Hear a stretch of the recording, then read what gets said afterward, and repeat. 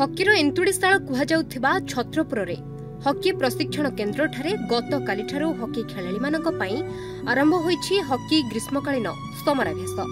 मुख्य अतिथि भावे छत्रपुर उपजिलापाल शिवाशीष बराड़ जोगदेई एही हकी समराभ्यासर शुभारंभ करिसेंति। एही समराभ्यास आसंता 23 तारिख पर्यंत चालू रहबो। हकी शिक्षा प्रदान करिबा पई नेभाल टाटार कोच संतोष कुमार गौड़ और मनोज कुमार स्वाई रहितबा बेले गंजाम जिला क्रीड़ा अधिकारी संतोष कुमार मिश्र कार्यक्रम परिचालना करथिले।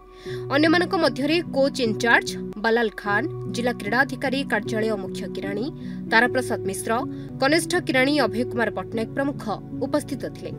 राज्य सरकार पक्षरु कराଯାଇथिबा एभली एक कार्यक्रम खेलाड़ी मानक पई बेस उपकृत होई परिबो बोली खेलाड़ी माने कहिसेंति। एठी छत्रपुर हॉकी ट्रेनिंग सेंटर रे समर कैंप आरंभ होईछि। बर्तमान ए अंचल रो सब पिला मानक पई एटा आज आरंभ होई कि एटा 23 मे पर्यंत चलिबो।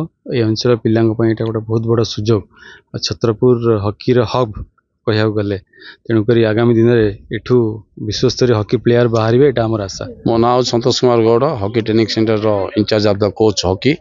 को कहबे आज पिला मानक पे समर आज रो गोटे शुभर दिन आसी छत्रपुर हॉकी ट्रेनिंग सेंटर रे गोटे समर कैंप पई गवर्नमेंट सरकार तरफ हम गोटे करया पे सुजोग मिलछि। एठारे प्रत्येक स्कूल पिला माने भाग नैचंती। स्कूल स्तर रो पंचायत स्तर मध्ये पिला एटे भाग नैचंती। एई कैंप आगामी 23 तारिख पर्यंत मे 23 तारिख पर्यंत चालू रहिबो। एतरे बॉयज एंड गर्ल्स मध्ये बहुत पिला जोग दैचंती। आमे पिला मानकर आधार और बार्थ सर्टिफिकेट नै रजिस्ट्रेशन करछु।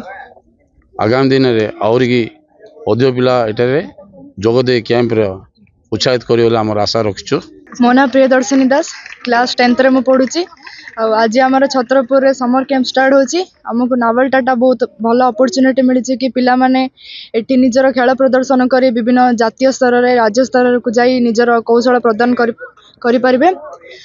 हमको हमर एठी सिखेबा पई बहुत भल भल कोच माने भी अछंती।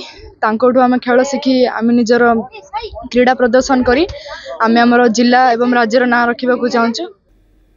छत्रपुररू जितेन्द्र नायकों रिपोर्ट, न्यूज टुडिया।